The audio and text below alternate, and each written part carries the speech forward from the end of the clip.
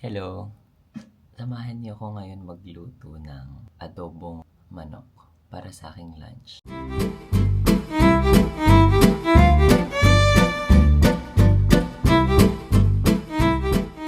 Umiiyak.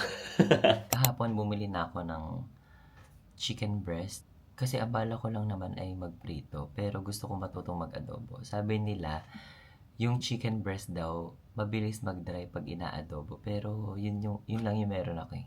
Yun lang ilulutuin ko. Hindi ko pa siya na de-defrost. Habang nagde-defrost, huhugasan ko muna yung mga kinainan ko kagabi. Tara! Sobrang tigas nitong chicken breast. Pwede siyang ipukpok sa ulo. So, defrost ko muna siya. Sobrang tigas pa talaga. Ganito na ba? Or lipat ko na lang sa pinggan. Lagay ko na siya dito. Dapat sa mas malaking pinggan. Lipat ko na lang sa mas malaking pinggan. Lagay na natin siya dito.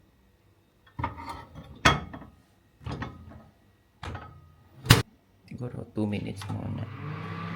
Baka maluto eh. Habang nagde-defrost, maghuhugas muna ako ng pinggan.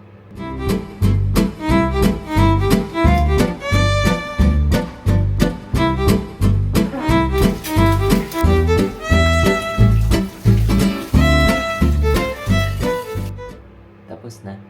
So, okay na yung chicken breast na defrost na siya. Next naman ay maghihiwa na ako ng bawang at sibuyas.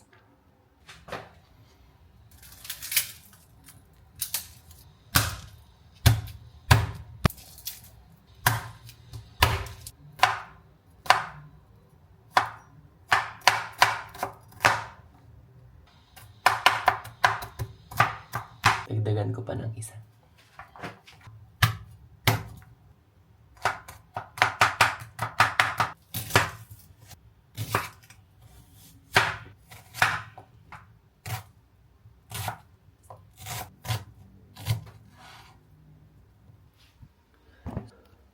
Sakit.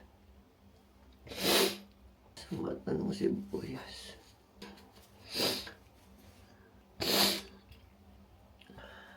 Hindi ko na siya mahiwa. Ang sakit. Okay, umpisahan na. Umiiyak.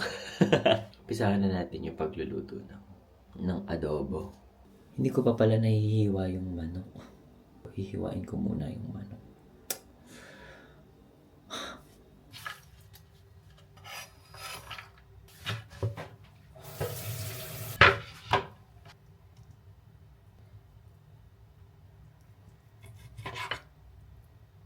Ganito ba? Okay lang na feeling ko. Liliit pa to.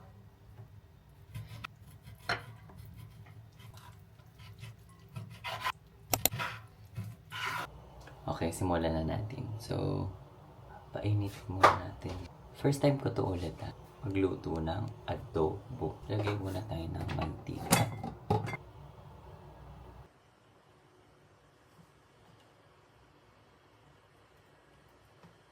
Napadami yata. Painitin muna natin yung mantika. Gagantuhin ba? Ayan, ramdam ko na yung init. Pag mainit na, gigisa ko na yung bawang at sibuyas. Ginagaya ko lang yung mga napanood ko. Sasabayin ko na ang bawang at sibuyas. Tapon pa. Di pa yata sobrang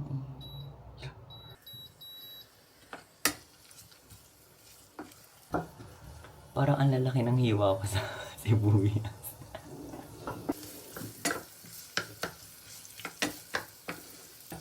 Yung iba kong napanood, binababad muna naman napanood. Diretso prito lang sila. Lang sa diretso prito. Sabi, kapag naaamoy mo na yung bawang at sibuyas, tsaka mo na ilalagay yung manok. Aamoy ko na yung bawang at sibuyas. Medyo nagbo-brown na siya. So, feeling ko, feeling na naman. Feeling ko, pwede nang ilagay yung manok. Para medyo maprito. Yung ginagawang to, para daw sa texture ng manok. Ilagay ko na muna lahat ng manok. Ang liit yata ng pinaglutuan ko. So, iwanan ko lang muna siya for 2 minutes. Ang hula na naman. Try ko na siya balik na rin.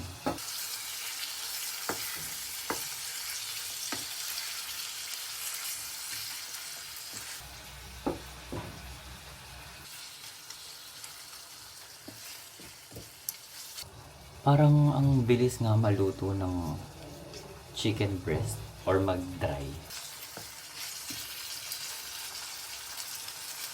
Dito, pwede na akong maglagay ng toyo at tubig at asukal. So, maglalagay na ako ng toyo. Tinatansya ko lang. Grabe, ang daming maglabas ng toyo. Tapos kaya matatapos. Naparami. Feeling ko naparami. Tapos asukal. Bumili pa ako nitong Muscovado. Maglalagay ako ng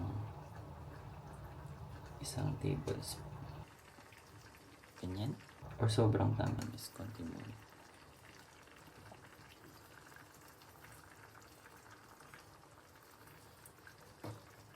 Konti pa. Tubig. Siguro half cup lang. Ganito. Hala. Naparami. Parang adobong nilaga na yata to. Adobong nilagang manok. Mali-mali na naman. Sobrang dami ng sabaw. Parang hindi to adobo. Nilaga sa toyo to. Nakalimutan ako ilagay. Paminta at saka yung dahon ng laurel from Pilipinas. Meron pang stapler. Paisa-isa talaga. 5 piraso lang kasi. Paisa-isa kasi buksan. So, 5 piraso. Tapos, paminta.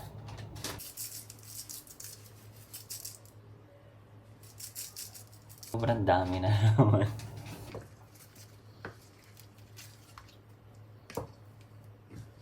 Yung suka, nakita ko sa iba, mamaya pa siya nilalagay tapos hindi siya hinahalo.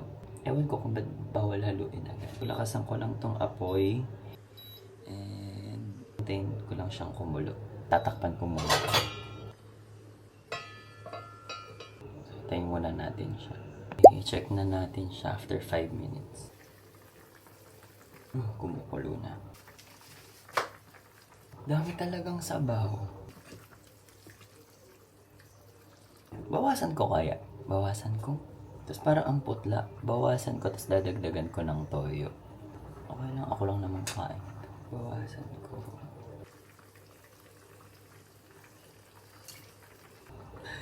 Nagbawas.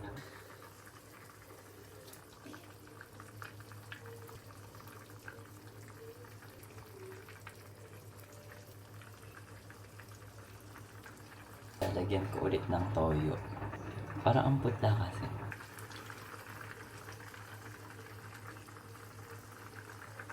Pwede ko na ba itong tikman? Parang lutong naman na yung tikman ko lang.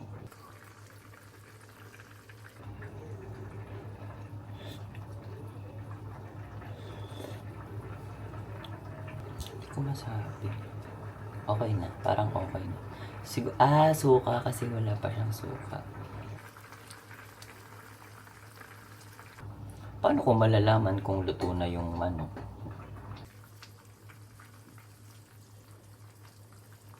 Hintayin ko pa siyang kumulo ng kumulo ulit. Or lagyan ko na siya ng suka. Tingin ko lalagyan ko na siya ngayon ng suka. Kasi parang luto na yung manok eh. Hindi pa pala. So 5 minutes pa ulit. Tapos babalikan ko. Okay, buklatin na natin ulit.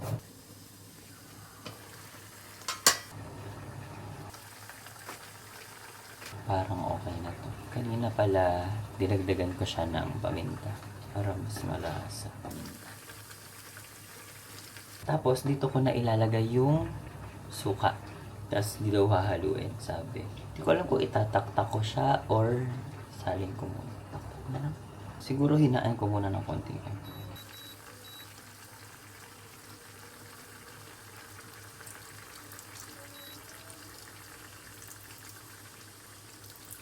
Sabi wag daw hahaluin. Kaya tatapan ko na ulit. For 5 minutes. Tikman ko na muna ulit. Parang kanina pati. Ito pala hindi ko na binawasan ng sabaw. Natutuyo pala yung sabaw niya. Parang nasobra ako sa suka.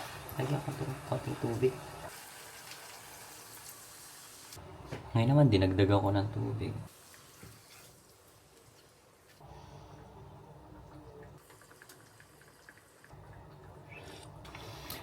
Hindi ko alam, parang ewan ko. May kakaiba sa kanya. Suka, sobrang suka. Bala na. Another 5 minutes. Tingin ko luto na to. Bango. Mas amoy yung suka. Paksiw yata yung naluto. Bango, pero hindi siya nagmamantika kasi binili ko ay chicken breast. Piling ko mas maganda kung yung ibang part, yung may mga kasamang balat para may natural na pagmamantika. Pero okay na to, ako lang naman kakain. Tingin ko, tama lang pala yung ginawa ko kaninang maraming tubig kasi natutuyo. Salin ko na lang siya dito. Salin na natin. Tutuloy ng sabaw pero okay. First time ko makapagluto ng adobo. Okay, tapos ko nang lutuin yung adobo. Tapos naglaga din ako ng itlog. I-judge na natin yung luto ko. So, ito yung adobo. Parang ang itim. Tapos naglaga ako ng 3 itlog. Tapos gatas. Tsaka rice. Okay, tikman na natin. Malaking part. Naiinis ako. Nagbawas pa ako ng sabaw kanina. Tama lang pala. Kasi ngayon halos wala na siyang sabaw. Ayan, sinabaw ko siya sa kanin. Okay, haluin natin. Okay, tikman na natin. Yung made sabaw muna.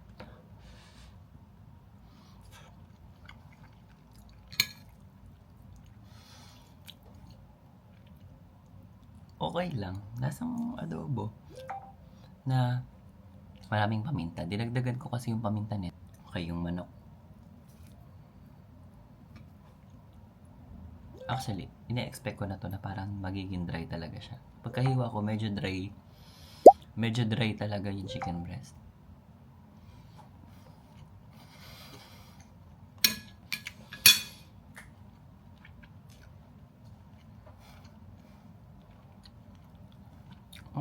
Sarap. Adobo. Sarap magkanin.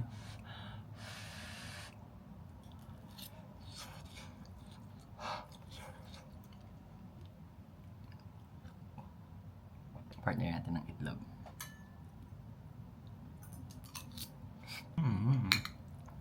Medyo dry lang talaga yung loob ng manok pero okay lang.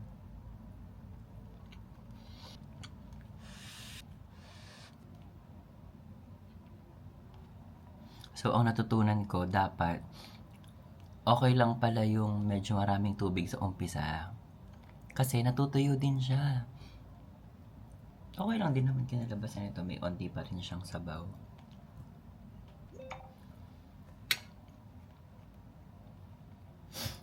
Ang kagandahan din kapag ikaw yung nagluluto ng sarili mong pagkain, na-adjust mo siya base sa panlasa mo. So, ito, ang dami talaga nitong paminta kasi medyo gusto ko yung mas mapamintang lasa. Tsaka ayoko ng masyadong matamis na adobo. So, onti lang nilagay kong asukal. Sa pang egg. Wait lang, ubusin ko lang to. Tapos na akong kumain. So, ngayon, magsaging naman tayo.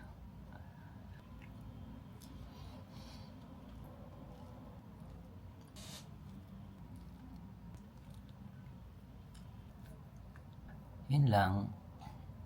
Tapos na akong kumain. Sa susunod, gusto kong ulit magluto.